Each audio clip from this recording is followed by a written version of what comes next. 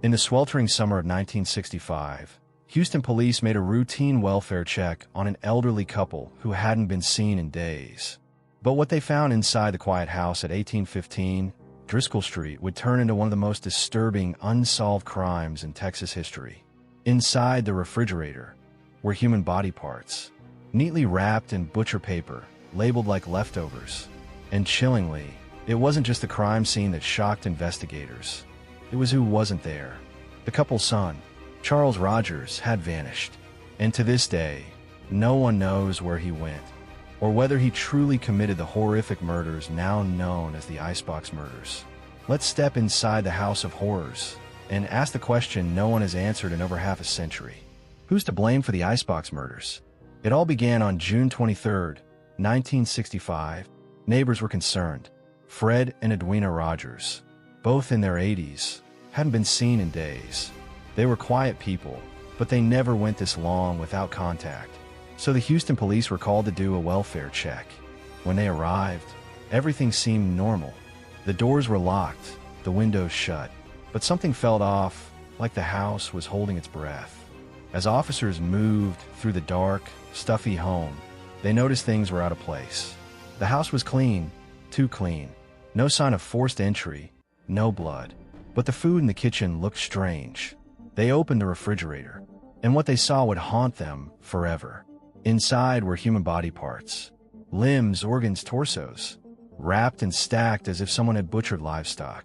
At first, one officer thought it was store meat, until he spotted a human head. It was the head of Fred Rogers.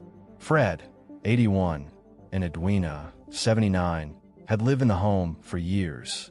They were described as quiet, distant, and reclusive. Fred was a retired real estate agent. Edwina, a homemaker who rarely left the house except for errands. But neighbors said something odd about their relationship with their son, Charles. They rarely spoke of him, and even though he technically lived with them, he was almost never seen. Some even thought he had already moved out, but police knew otherwise. Charles Rogers, a 43-year-old man who lived in the same house, but like a ghost.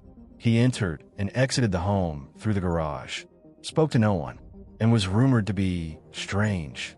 Charles had once been a Navy pilot, later a seismologist with Shell Oil.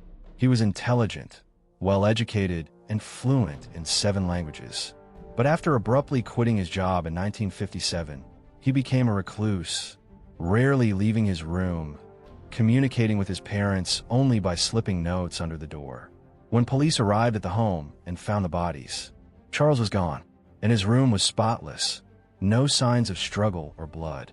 But in the attic, they found a bloody saw and clothing. Whoever killed Fred and Edwina had cleaned up expertly, but left behind just enough to raise suspicion. Charles became the only suspect, but there was a problem. He had vanished. The medical examiner's report added a chilling layer to the case. Fred Rogers had been brutally beaten to death with a claw hammer. His eyes had been gouged out, and his genitalia removed. Edwina had been beaten and shot execution style in the head. Their bodies were then dismembered with surgical precision. The killer had flushed their innards down the toilet. Their remains cleaned, wrapped, and arranged in the refrigerator like meat in a butcher shop. And all of this had been done without waking the neighbors. No screams, no noise, just silence. Despite being the main suspect, Charles Rogers was never seen again. Not in Houston, not anywhere. He vanished completely off the grid. Some believe he fled the country. Others say he was killed shortly after the murders. But the most chilling theory? That Charles was never really gone. That he had been living a double life all along. In 1992, authors Hugh and Martha Gardenia published The Icebox Murders, offering a wild new theory. They claimed Charles Rogers had been a CIA agent, that he was involved in covert operations, and that Fred and Edwina may have abused Charles psychologically and financially for years. The Gardenias alleged that Charles killed them in an act of revenge, then used his intelligence training to disappear, possibly to Latin America. They even suggest he had connections to the JFK assassination, pointing to documents showing Charles knew David Ferry, a known associate of Lee Harvey Oswald. Some believe he was a contract killer. Others say the Icebox Murders were a cover-up for something bigger, but none of it has ever been proven. Despite international alerts and manhunts, Charles Rogers was never arrested, never charged, never confirmed dead or alive. He simply vanished into the ether of American cold case history. The house at 1815 Driscoll was eventually demolished, but those who remember the case say the evil never really left. To this day, the Icebox Murders remain one of the most gruesome and perplexing cases in Texas. A story of family, silence, and a killer who may have been hiding in plain sight. So now we're left with the question that haunts this case to this day. What happened to Charles Rogers? Let's look at the theories again and ask what makes the most sense. The first and most accepted theory is simple. Charles killed his parents. He had motive, decades of alleged psychological abuse and control by Edwina and Fred. According to later reports, they may have been using Charles financially, controlling his life, and treating him more like a prisoner than a son.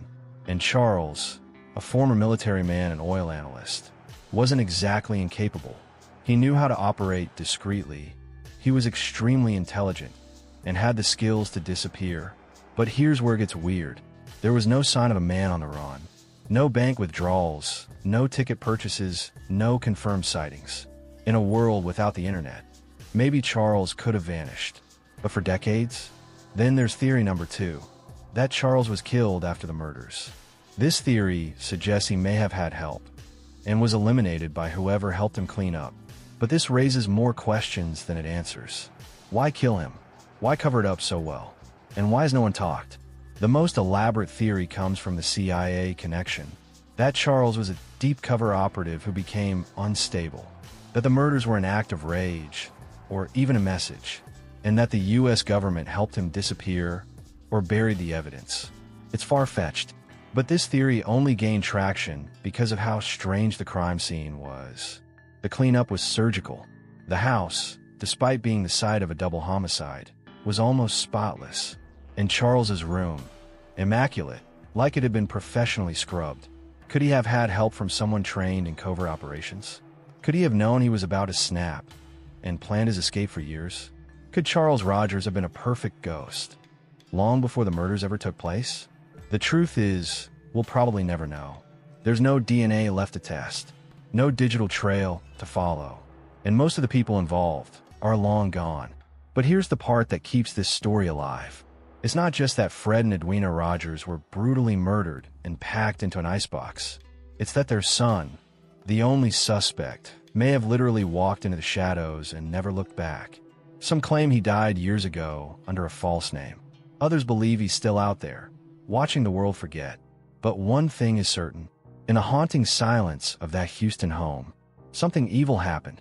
Something cold, calculated, and unforgettable.